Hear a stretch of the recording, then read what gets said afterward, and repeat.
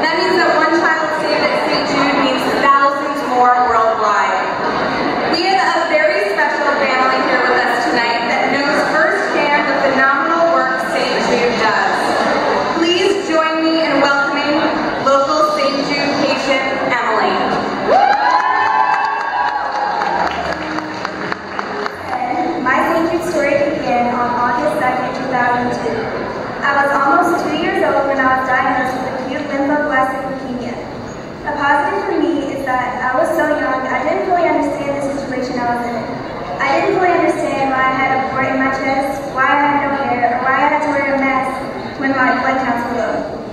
The only thing I can really recall from my treatment was the intense nausea.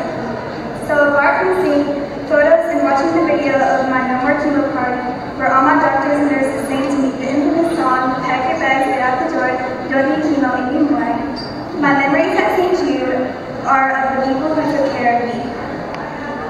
It's been 11 years since they sang that song to me. Looking back, I can see different stages that my family and I went through. For my parents, they didn't want to leave the safety net they felt when I finished my treatment. For me, I didn't want to leave my favorite nurse, Regina, who was quite possibly the world's most loving caregiver. Regina, I can remember. She met me at the door at a clinic every time and would often come see me while I was waiting for the medicine room. She would let me color all over her dry erase board that she used for organizing which patients were in what room. She didn't care that she'd have to redo it all again. Regina was like having your own personal cheerleader. Seeing her is one of the best parts of my annual checkups. But I want to say that the look on her face when she sees me each year isn't that of just, "How have you been?" It's that she looks at me like she's just won something and reached her biggest goal. And it's not just her, Corey, Martha, Debbie, and all of those who treated me. That's my favorite part about going back every year, just to see how excited they are to see me because that's their one goal, to see the kids at St. Jude survive. I wish I could bottle up just an ounce of that feeling and moment and share it with the other people who I know are also the reason I'm here today, and that's those who have supported St. Jude.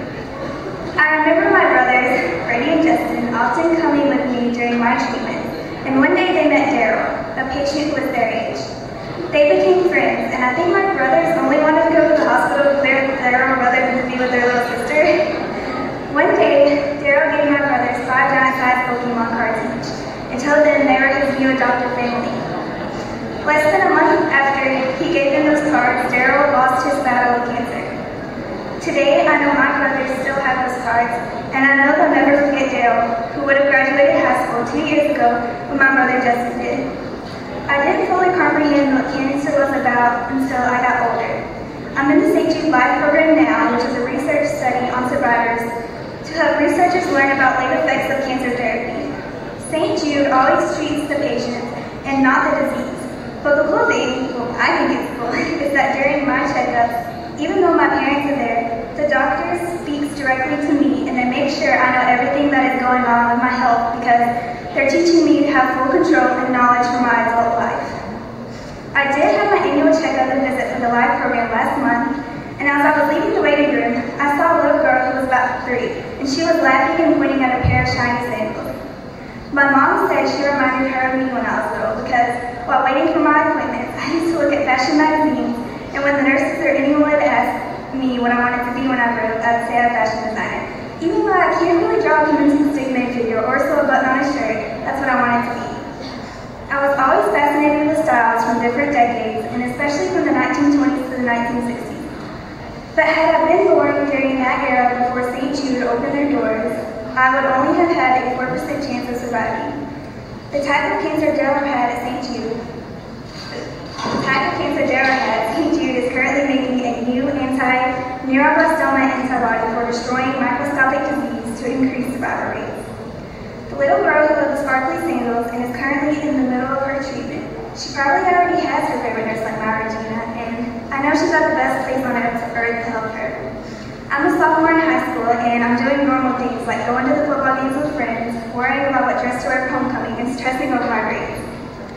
Knowing what I know now about cancer, I couldn't and wouldn't want to imagine just how hard it is for teenagers today who are fighting this disease.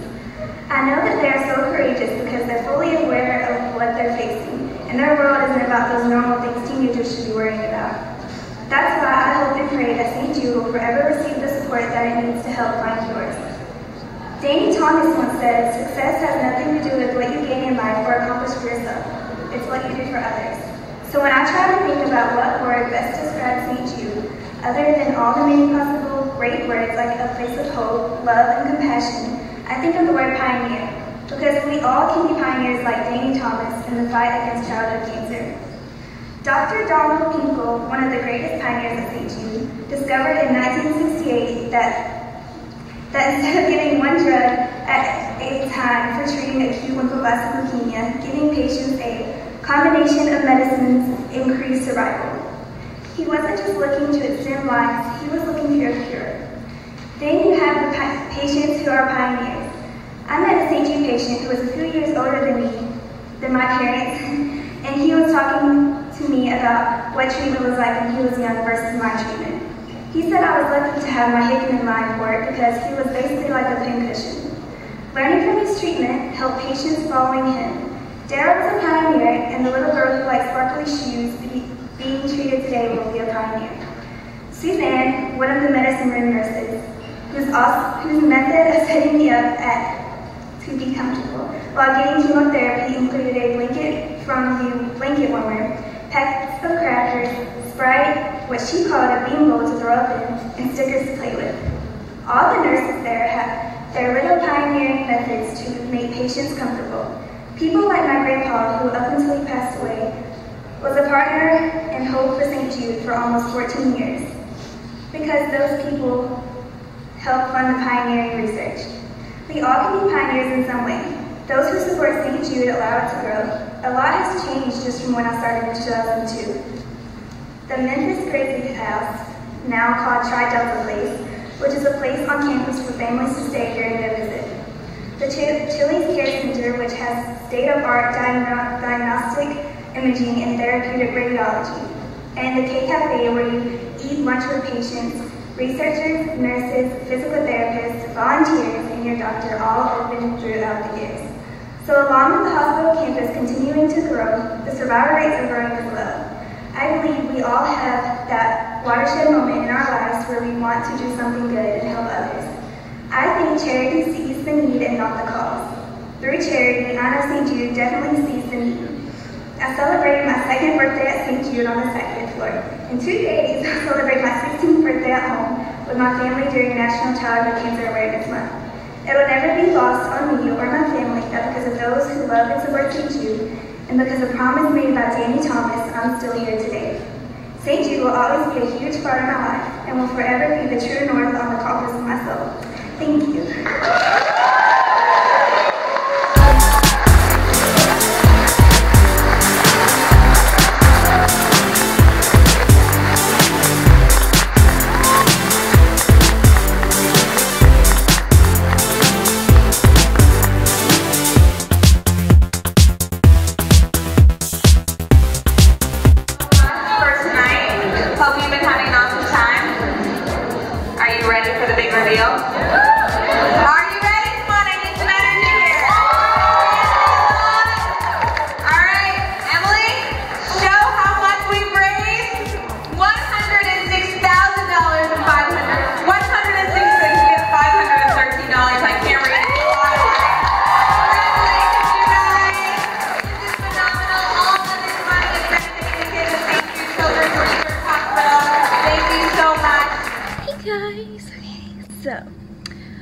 Just woke up from last night, and last night was just so amazing. It was great. They raised, hold on, I'll move away from this little fan because it's cold first of all, and it's probably really loud. Okay, but yeah, last night was just so amazing, and they ended up raising a little over $106,000, which is crazy. The people who hosted it, also I got tatted up, but the teens who hosted it, Amelia and her mom and Isabel and all of them, it was like a bunch of teenagers there. They did so amazing on it. It was so beautiful. It was great. And the speech was great too. I was a little nervous, but I don't know. I wasn't as nervous when I got up there, even though I still was, but I wasn't, if that makes sense. Also, I wanted to show this picture. So, they had it's so pretty. I love it. I love it so much. I'm definitely going to put it in my room. Isabel is a great artist, and she'll probably do a lot of great things in her future with art and stuff, so good job. And yeah, it was just great. And yeah, also I got this shirt. I'll show you in the mirror. I got this shirt. It says St. Jude on the pocket, and then the back, if you can see the back, has the drawing that the girl did on it. It's really cute, and I really like it. And yeah, last night was just great, and I think it was amazing what they did for St. Jude and how all the teens came together to do it. That's what I thought was cool too, because I don't know, it's cool that like teens can do stuff like that. You feel like instead of just like adults, that teens can come together and can make something big like that and raise so much money for St. Jude. So yeah, it was really fun, and I hope you liked watching, and yeah, thank you for watching. Hopefully I can do more little speeches for St. Jude in the future, because that was pretty fun last night. So yeah, thank you.